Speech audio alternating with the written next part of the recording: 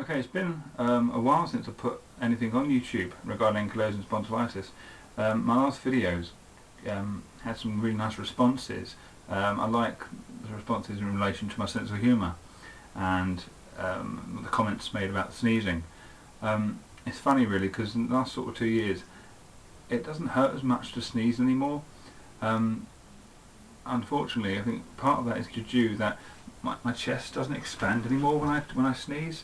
If you ever do the sort of the chest test, if you put your hand on your chest and your hand down by your lower abdomen and breathe in, what I find is that my bottom hand is the hand that moves up and down. My chest doesn't move anymore. It just doesn't expand or contract. And so when it comes to sneezing, it doesn't even affect, the expansion and the contraction doesn't affect that.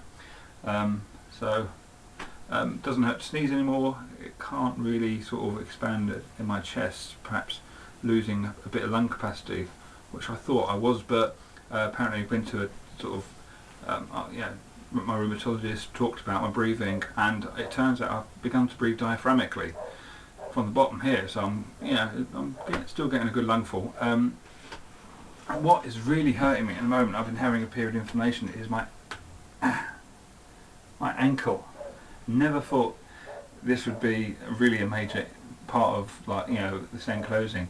When I first sort of was dealing with it and trying to cope with it, my main problem was sort of my lower back and how it affected me in my day-to-day life, like sitting down for too long, standing up. I couldn't stand up straight.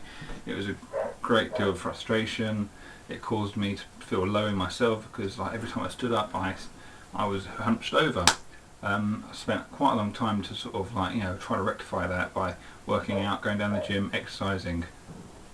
I thought, right, okay, and it doesn't actually, when I stand up, I'm not going to do it now, but when I stand up, I can stand up perfectly straight, no problems, no hunched overness. It's quite pretty good. But now it's sort of, I've got the ankle thing and shoulder. My right shoulder is so painful. I'm having to sort of change what type of clothes I wear in relation to my t-shirts. They have to be of a certain material and have a good flex, because my old stuff, I used to wear quite tight t-shirts. I was beginning to not being able to take my t-shirt off or put it on. I mean, it was quite difficult in if I went swimming somewhere and I couldn't actually get my t-shirt off.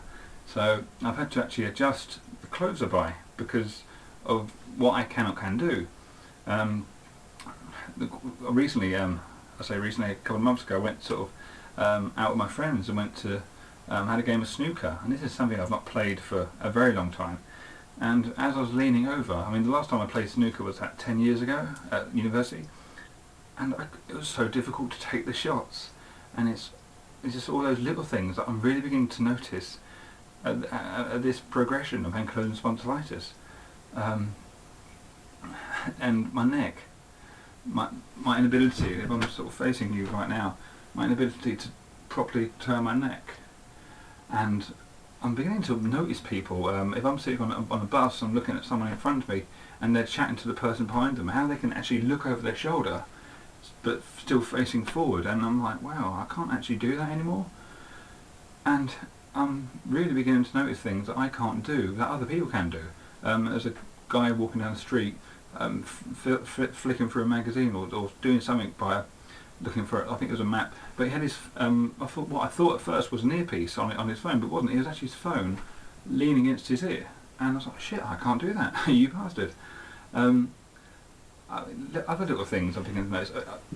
I'm getting a bit dangerous when I ride my bike, because I can't really lean over and turn my shoulder, so I'm getting a bit reckless really in my sort of cycling. I just go for it, and I listen. If I'm going to cross a road, looking left and right, I'm either turning my whole body, standing there turning my whole body, or I'm not bothering looking left and right. I'm just relying on the fact that I'm hearing there's no traffic. I'm relying on reflections of things, because I'm beginning to not do things, as in turning my neck, and it's having an impact on me.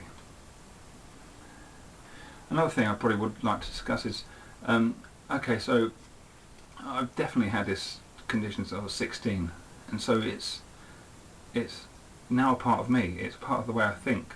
I was on the Facebook site, ASAP, an Ankylosing thing, and I was looking at some of the imagery of that some of the pictures people put on, and people have these different ways of looking at themselves, like Iceman, or like someone who's frozen, that keeps them constantly being frozen. And I use the same sort of terminology. I think of being trapped in stone, and so it's like, wow, actually, like, over the years, this has become who I am. I mean, it's affected my personality in a great deal, and it continues to do so. Being diagnosed, about 3 years ago now, had a major impact on my life, because I think that if you're living with pain, constant pain, for me, I didn't know that I was in pain. It's a weird sort of, it's weird how I sort of dealt with it in my head up until sort of being diagnosed. I saw myself as weak, so like if I was to lift something up and I felt pain, I associate that with weakness.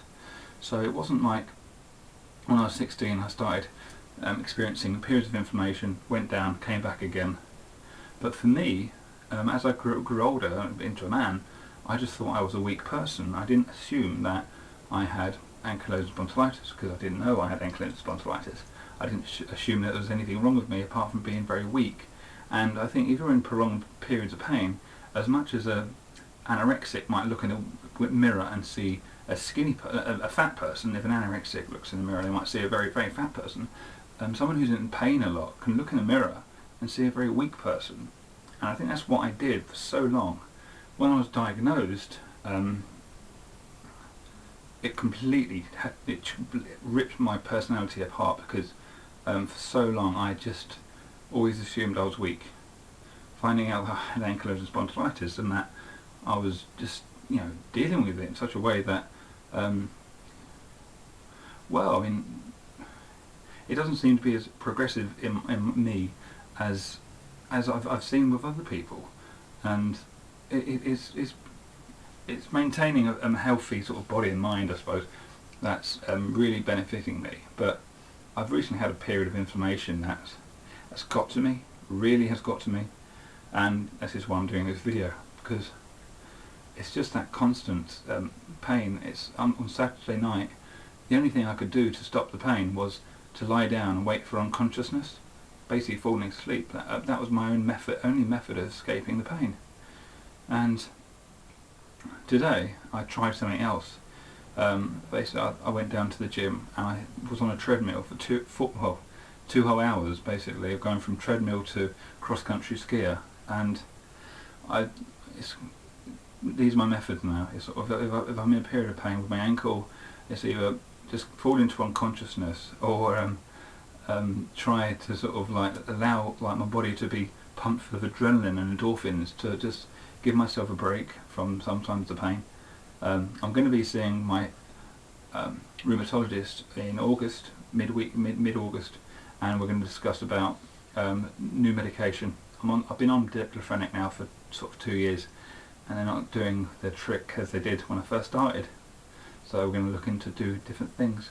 Okay, time's running out, so I'll post something middle of August. Thank you.